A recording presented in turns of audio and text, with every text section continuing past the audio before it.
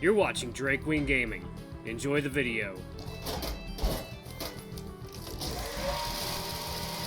Hey guys and gals, Nary here from Drake Queen Gaming, a 70 on Twitter, the Gaming Dragon. Today I'm coming back at you with the Let's Play episode of Tennis Ace, June's Path. So y'all, before we jump into it, just wanted to let y'all know that our Patreon is now up for as little as $5. Y'all can help support the channel, get some awesome rewards like permanent access to our community Discord server and full access to upcoming Not Safe for Work videos.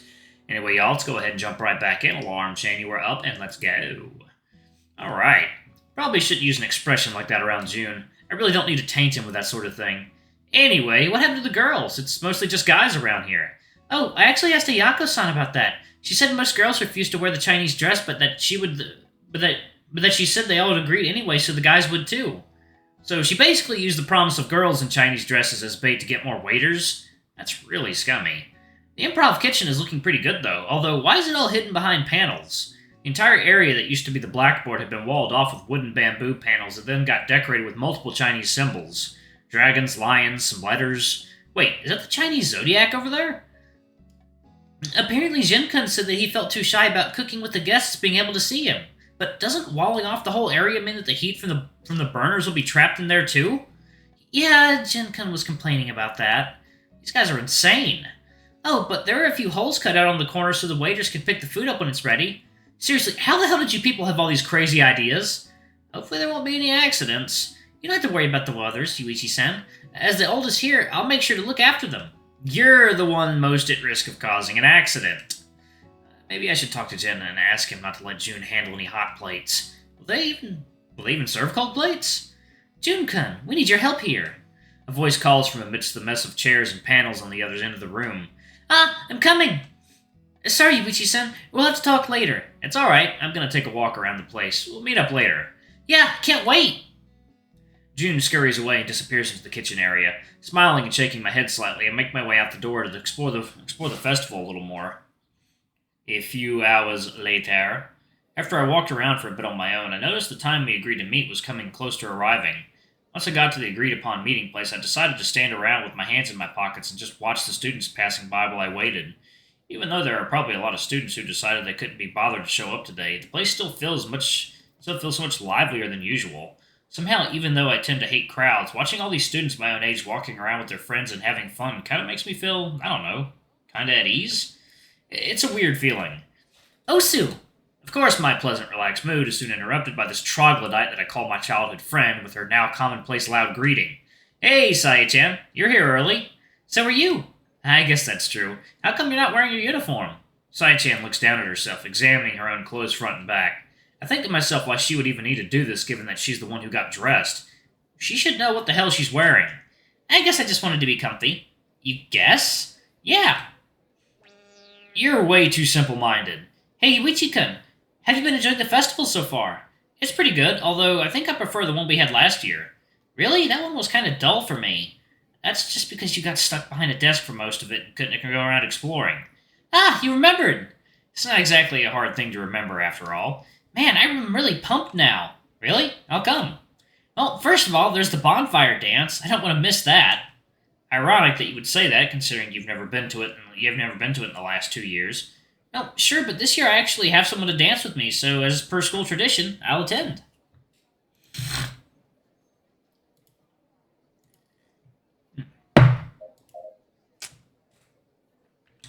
School tradition?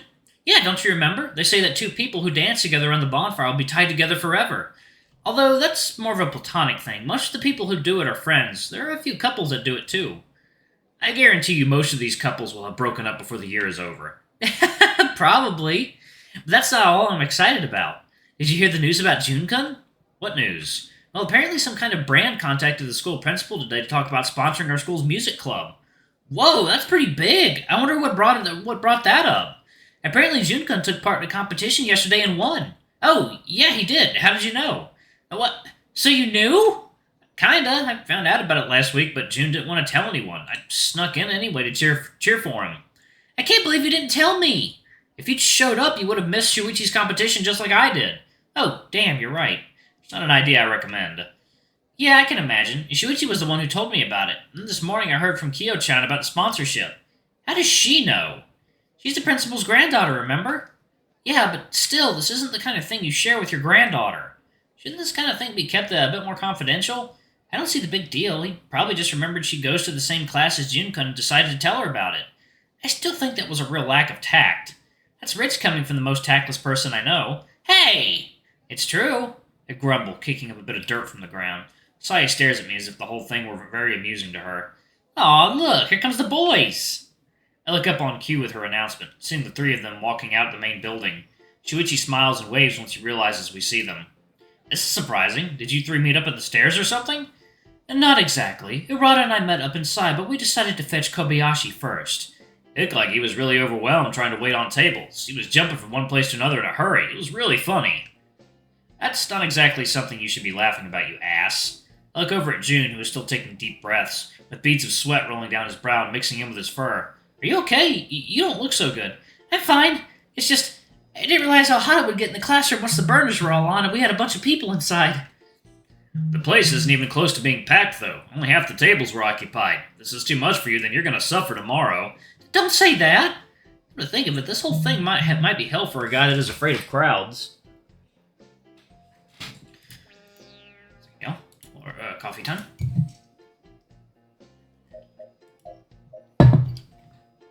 Waiting tables might have been a bad idea, June. Yuichi said, you don't need to worry about me, I'm gonna be fine. I didn't say anything. It's written all over your face. Wow, he's right. You look like a wrinkly old lady. Watch it, floppy ears. What did I do? Not you, the other floppy ears. Yuichi, calling someone floppy ears is a bit offensive, you know. Like I care. Yuichi-san, you shouldn't be mean to Keisuke-san. I already said I wasn't talking to Keikun. I don't know about you guys, but I really don't feel like standing around the entrance watching other people have fun. Yeah, you're right. We should go have some fun. I can't wait to see what the festival is like in there. The five of us then start walking while we chat, taking quick looks at interesting booths in between conversation. By the way, Junkun, what was your old school's festival like? It was much more sedate. The school didn't have all that many students to begin with. It's probably one of the reasons I'm so bad at dealing with crowds. It was always kind of lonely there. So there wasn't anything you liked about the festival there? Something I liked? Oh, I remember.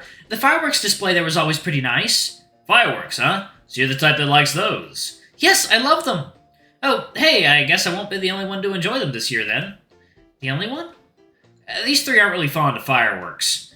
Hey, that's a little unfair. I like them. They're very pretty. I just need to use earplugs because they hurt my ears. I have the same problem. My hearing is kind of sensitive, so the fireworks really hurt. I prefer to be indoors when they happen.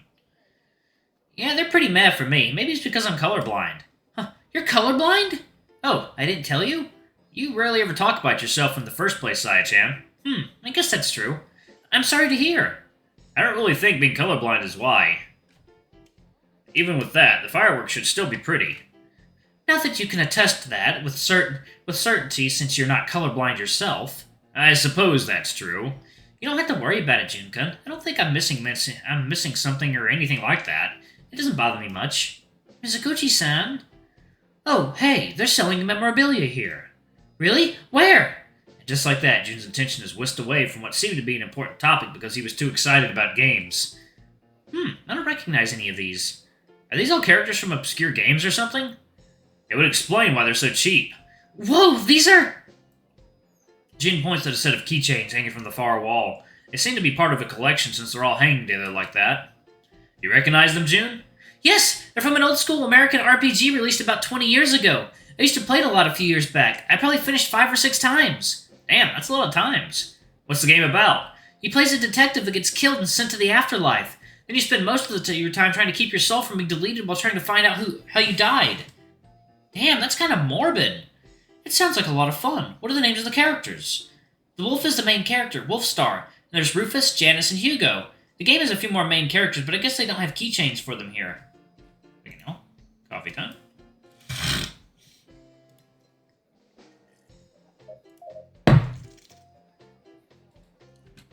I will admit, I like their designs. They do seem to have a lot of personality. A bunch of buff men? Not my thing. How ironic that the only girl in the group is saying that. If I'm supposed to carry a keychain around with me everywhere, then I'd rather have a cute girl. You just enjoy being a contrarian, don't you? Maybe a little. Excuse me, how much for these? Jun fishes for his wallet inside his pants as he calls to the student in charge of the tent. The guy or girl is sitting in the back of the booth. Their back turned to us, so I couldn't really see whether it's a guy or not. They turned around and, oh, it's Kobayashi. Ryoji-kun? You guys are here too? What's up? How come you've got a booth set up here? Should you be working at your class's display? The bear shrugs, absent-mindedly tapping away at his phone in between sentences, his gaze never staying on us for too long. It was boring, so I asked for permission to set up my own booth. I bought some products I knew were worth more than they were selling for and decided to flip them. I've gotten some good money so far. Looks like you have a pretty decent business sense. He shrugs again, his eyes never even registering Keiken's presence due to being locked on his phone. I've always been good at estimating value of stuff related to gaming, I guess. Well, you are a game addict, after all. Hey, Ryoji-kun, how much for the Sins in Paradise keychains? Ryoji doesn't even look at Jun's hand to see where he's pointing. As soon as he hears the game's name, he immediately looks to the exact place on the wall that they were placed and picks them up. These have been selling really well, even though the game is kind of old and not well known in Japan. I guess people just like the design. These 4 are the last ones I have. They're 3,500 each, but I'll sell them to you for 12,000 yen if you buy all 4. Oh, even for just one, that's kind of pricey for me. Keiken, Shuichi, and I look at each other, sharing our thoughts without having to exchange any words. The 3 of us pull out our own wallets. We'll take all 4, then it becomes a bit cheaper even for you, Jun. What, really? You bet. Besides, I like their design, so whichever one I get, I'll be happy. Same here. Okay, thanks. We pay Ryoji-kun and he hands us our keychains. How do we decide who gets which? Which one do you like the most, Yuichi-san? I guess it would be... Janice? Let's do Janice. I like Janice. He looks really relaxed and chill. No argument here. I guess we'll take Rufus then. Let's see what happens if you take Rufus.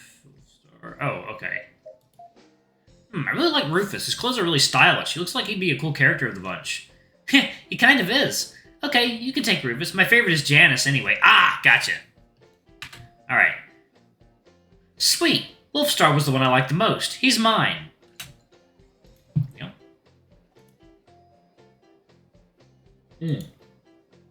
Coffee done. Alright. I can take Hugo. I admire my new keychain, examining how good the color and molding of it is. The metal back is also really smooth and has a brushed feel that I quite like. Yep, these are pretty stylish.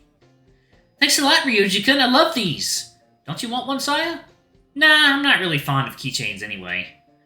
Thank you for your business. Jun waves goodbye to Ryoji while we walk away. Everyone else either put the keychain in their pocket or with their keys. Jun walks around staring at his the whole time. He looks to be really pleased with it. It's kind of funny. The rest of the day isn't very eventful. We go around a few stalls eating together. We play a few games here and there. There's barely any time for us to do anything as everyone's breaks quickly end. This was the only time we could schedule for all 5 of us to go around together, so it's kind of sad that it ended so soon. As the other 4 leave to attend to their class's own events, I continue to roam around by myself until I get tired and decide to go back home. I have to mentally prepare myself for tomorrow as the place is probably going to be much more packed. May 30th, Tuesday. I stand around with my back against the wall, impatiently tapping my feet on the floor. I pull out my phone to look at the time, realizing it's already been 15 minutes since the agreed-upon time. 2:30, that's when Jun's shift was supposed to end. We'd agreed through messages yesterday that we'd go around together, just the 2 of us, since the other all said they were too busy to leave. And yet there's still no sign of the tiger. I don't want to go inside the classroom and get yelled at by either Kyoko or Ayako for not helping around, so I choose to wait outside, a little ways away from our class. Alright, y'all, I'm going to go ahead and pause it right there. Thank y'all so much for watching. Don't forget to like, comment, subscribe, ring that notification bell, and check out our Patreon if you can. It always helps. Before I go, I'm going to give a quick shout out to our lovely bronze tier patrons. Thank you all for all you do for the channel. We greatly appreciate your support. Thank you to our silver tier patron, Cade Silvermoon. Thank you for going a bit above and beyond. It's greatly appreciated. Thank you to our gold tier patron, Amr. You're awesome. We love you. Thank you for subbing to our ultimate tier. Anyway, if y'all want to get your names in the credits, get access to our not safe for work contents as little as $5. Alrighty, I love you all, and I'll see y'all in the next video. Bye-bye!